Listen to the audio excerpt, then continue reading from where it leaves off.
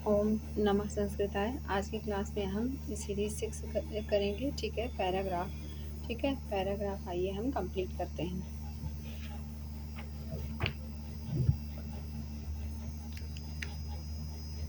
ये हमारा पैराग्राफ है, आपको विजिबल होगा। ठीक है, क्या बोला? अति प्राचीन काले श्रवणम एव प्रधानम विद्या साधनम आसीत्। कालक्रमेण लेखन पद्धति आरब्धा। इदानीं गणकयंत्रयुगम् अस्ति। युग द्वारा ध्वनियंत्र द्वारा आविष्कृते दर्शन श्रवण माध्यमे इदानीं विद्यासाधने अस्तः। किम् एषा प्रक्रिया मानवसमाजस्य विकासं प्रदर्शयति अथवा विकारम् इति तावत् चिन्तनीयं। गुरोः मुखात् श्रवणं गुरोः सत्रिधानं शिष्यस्य अवधानं गुरुशिष्ययोः वात्सल्यं च ज्ञानसम्पादनं पोषयति। कदाचित् शिष्यस्य अनवधाने गुरुः तं सावधानं करोति स्म। गुरोः सत्रिधाने शिष्यः आत्मीयतां वात्सल्यं च अनुभवति स्म। यन्त्रमाध्यमेन श्रवणे तु न सावधानतायाः बोधः न आत्मीयतानुभवः। अतः यन्त्र श्रुत्वा ज्ञानं दुर्लभम् एव व्यक्तित्वनिर्माणं च अपि दुर्लभम्। गुरोः सत्रिधाने शिष्यः न केवलं ज्ञानं प्राप्नोति अपितु सदाचारं, स्वावलम्बनं, सार्थक जीवन निर्वाह दृष्टि अपि बोधयति। ठीक। अब पैराग्राफ। अति प्राचीन काले श्रवणम एव प्रधानम विद्या साधनम आसीति। ठीक है, सबसे पहले जो प्राचीन जो ऋषि मुनि हमें पढ़ाते थे, वो उस समय श्रवण ही एक हमारा क्या प्रधान विद्या साधन, मतलब विद्या के लिए सबसे अच्छा उपयुक्त साधन क्या रहता था?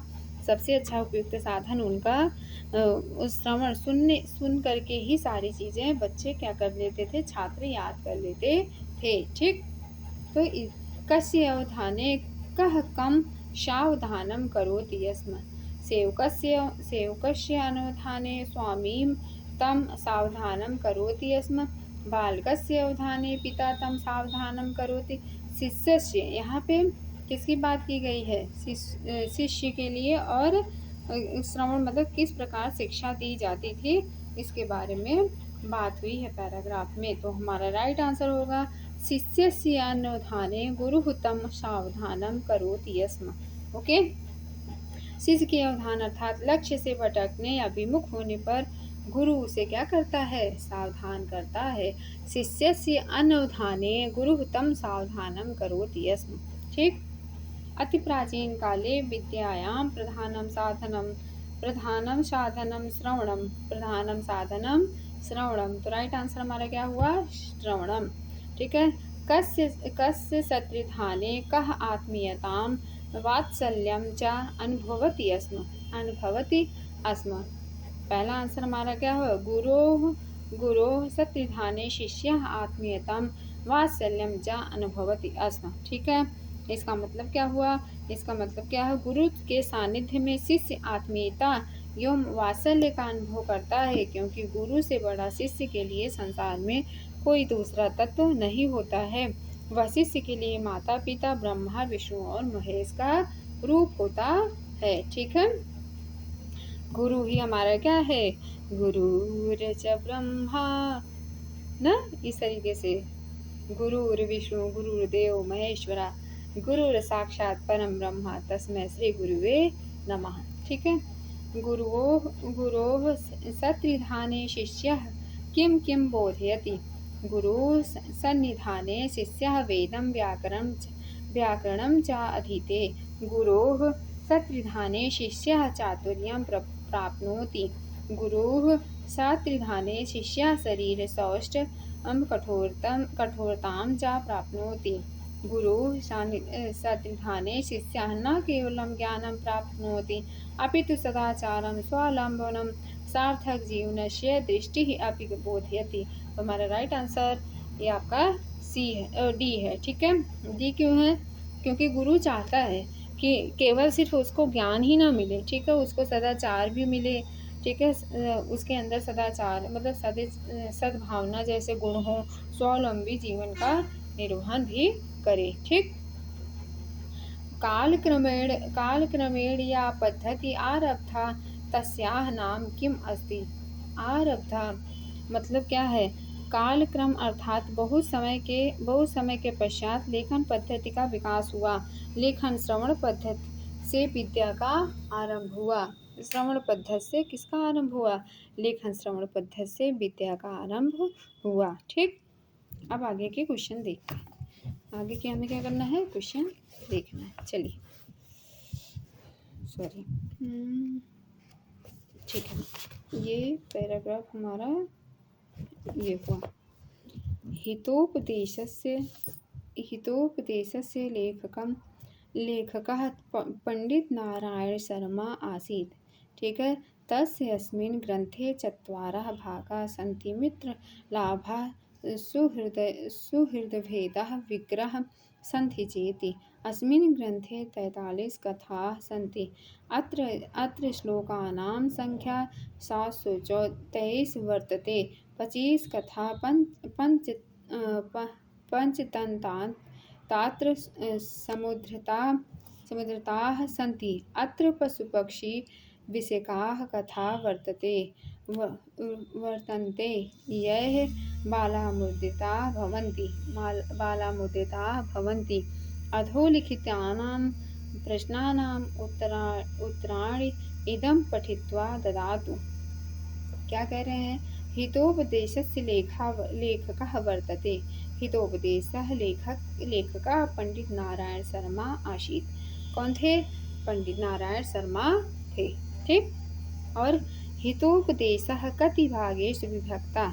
यहाँ पे आया ग्रंथे कथा सन्ति अत्र श्लोकानां। यहाँ पे देखो, अतस्य अस्मिन् ग्रन्थे चत्वारः भागाः सन्ति। मित्रलाभः, सुहृदभेदः, विग्रहः सन्ति। तस्मिन् ग्रन्थे 43 कथा सन्ति। ठीक है, तो इसका राइट आंसर क्या होगा? चत्वारः। कितना होगा? चत्वारः। ठीक, अब क्या हाँ, हितोपदेशे कति कथा सन्ति। हितोपदेशे अस्मिन् ग्रन्थे 43 कथा सन्ति। ठीक है, अस्मिन् ग्रन्थे किस ग्रंथ में? हितोपदेशस्य में कितने कथा हैं? 43 कथा हैं। ठीक, हितोपदेशे पंचतंत्रात् कति कथा अभवत् समुद्रता कितने हैं? 25 कथा पंचतंत्रात् समृद्धता सन्ति। हितो पशुपक्षी विषयिकाः कथाः यस्मिन् सन्ति सा वर्तते हितोपदेशः। किसके लिए बात की गई है? देखो, पशु पक्षी विषयाः कथा वतन्ते। अत्र यहाँ पे पशु पक्षी के विषय में कथा का वर्णन है। कौन सा है? हितोपदेशस्य। कौन सा है? हितोपदेशस्य में।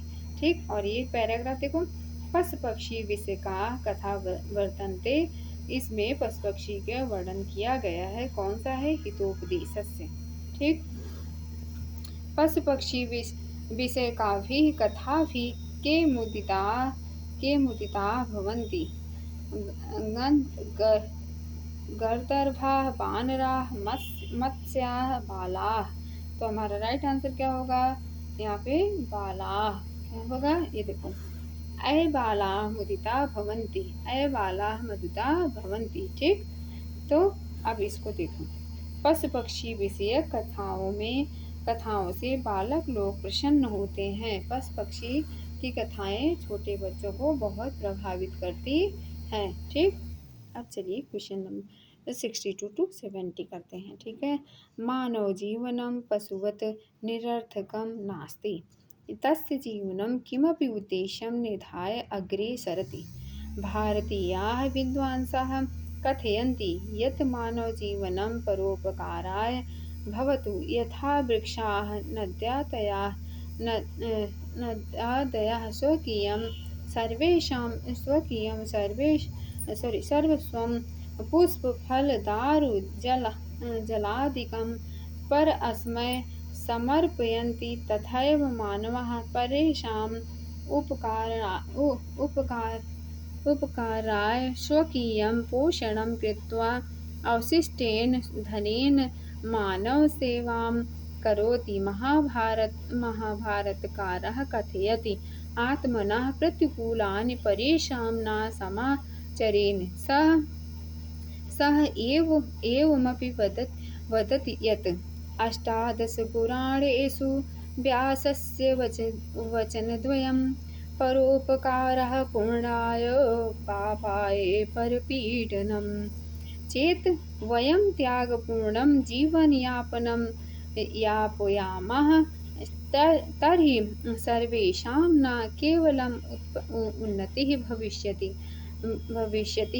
अपि तु सर्वे सुखिनः भविष्यन्ति। यस्य कृते उपकरोति सः कृतज्ञः सन् यथावसरं तस्य उपकारकम् अपि स्वयमेव करिष्यति। एषः मानव स्वभावः वर्तते। अतः परिहिताय कार्य कुर्वन्तः एव सतं जीवेम एष सनातनः धर्मः वर्तते भारतीयानां। ठीक, मानव जीवन पशुवत निरर्थक नास्ति। मानव इसका क्या करना है, हमें इस गद्य का इस पद्य का हमें क्या करना है बताओ, अर्थ निकाल के ये इसमें से क्वेश्चन निकालने होते हैं। ठीक है, कस्य जीवनम पशुवत निरर्थकम नास्ति। देखो, मानव जीवनम पशुवत निरर्थकम नास्ति ना, क्या लिखा है, पहली लाइन है मानव जीवनम पशुवत निरर्थकम नास्ति। तो राइट आंसर हमारा क्या होगा, वानराणाम की घोटकानाम की जलचराणाम। हमारा राइट आंसर होगा मानवानाम। क्या होगा, मानवानाम। ठीक है, राइट आंसर क्या होगा, मानवानाम। ठीक, अब क्वेश्चन नंबर 63। पुष्पफल दारु जलादिकम के परस्पर समर्पयन्ति। पुष्पफल, देखो पुष्पफल, ये देखो यहाँ पे पैराग्राफ में लिखा है पुष्पफल दारु जलादिकम परस्मै समर्पयति। ठीक है, क्या है, परस्पर। ठीक है, ये देखो यहाँ पे यथा वृक्षाः नदातया स्वकीयं सर्वस्वं पुष्पं फलं दारु जलादिकं परस्मै समर्पयति। ठीक है, ये हमें क्या करते हैं, समर्पित कर देते हैं। क्या क्या, फूल, पुष्प, दारू, जलादि, नदी न स्वयं दूसरों को क्या करते हैं, समर्पित करते हैं। तो राइट आंसर क्या वो यहाँ पे क्वेश्चन में क्या कहा गया, पुष्प फल दारू जलादिकम के परस्मै समर्पयन्ति। मानव करते हैं कि जलचर करते हैं कि गंधर्वा करते हैं। राइट आंसर क्या होगा, नदी, वृक्षात, नदी और पेड़ पौधे करते हैं। कभी वृक्षों को फल खाते हुए देखा आपने, नहीं। चलिए, पुराणाः कति संख्यकाः सन्ति। पुराणाः, हमारे पुराणों की संख्या कितनी है, हमारे पुराणों की संख्या क्या लिखा है, अष्टादश पुराणेषु व्यासस्य वचनद्वयं परोपकारः पुण्याय पापाय परपीडनम्। अष्टादश मतलब 18 पुराण। कितने पुराण हैं, अष्टादश मतलब 18 पुराण टोटल है। ठीक है, चल, अस्य गद्यांशस्य शीर्षकं वर्तते। अस्य गद्यांशस्य शीर्षकं वर्तते। राइट आंसर क्या होगा, परोपकारः। परोपकारः, पाप होगा कि जीवन यापन होगा कि पूर्ण। तो यहाँ पे परोपकार से ही परोपकार को ही लेकर के बात की गई है।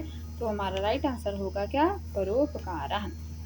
ओके, परपीडनम कस्मै भवति। परपीडन से क्या होता है, देखो यहाँ पे लिखा है परोपकारः पुण्याय पापाय परपीडनम। तो परपीडन मतलब पापाय, परपीडन मतलब पापाय। तो राइट आंसर हमारा पापाय। ओके, चलिए क्वेश्चन नंबर, कः कृतज्ञः भवति यस्य कृते उपकरोति। यस्य कृते उपकरोति कैसे, मतलब जो जिसका उपकार करता है तो उसमें जो उपकृत होता है वह कृतज्ञ होता है। मतलब जैसे मैंने किसी के साथ उपकार किया तो हम क्या, तो जिसके साथ, मतलब जैसे मैंने किसी के साथ उपकार किया है तो जिसके साथ उपकार किया जाए वो क्या अपने को कृतज्ञ मानता है ना, जो उचित अवसर आने पर उसका भी उपचार करता है। यही मानव का क्या है, स्वभाव है। ठीक, जैसे टिट फॉर टैट, जैसे मैंने किया आप वैसे भी करेंगे। किम कुर्वन्तः सतम जीवेम परहिताय कार्यम कुर्वन्तु, मतलब परिहित साधना के साथ व्यक्ति 100 वर्ष तक जीवित रह सकता है, मतलब दूसरों की भलाई करने के लिए, क्योंकि उसकी कामना जगत के कल्याण के प्रति होती है। इस भाव को लेकर उसका कार्य समष्टिगत होता है और वह सतत प्रसन्न रहता है। यदि वयं त्यागपूर्वकं जीवनं जीवनं यापयामः तदा अस्माकं किं भविष्यति उन्नतिः सुखं च। यदि हम त्यागपूर्वक जीवन व्यतीत करेंगे तो न केवल हमारी उन्नति होगी बल्कि सभी क्या होंगे, सभी सुखी भी होंगे। अष्टादश परपीडनम इति केन कथितम वेद व्यासेन, किसने किया था, वेद व्यासी ने 18 ग्रंथ और 18 पुराणों की रचना की थी। ठीक, तो इस तरीके से हमारा आज का यहाँ तक कंप्लीट हो गया। ठीक, अब 70 से लेके हम आपको 90 तक करवाएंगे। Thank you.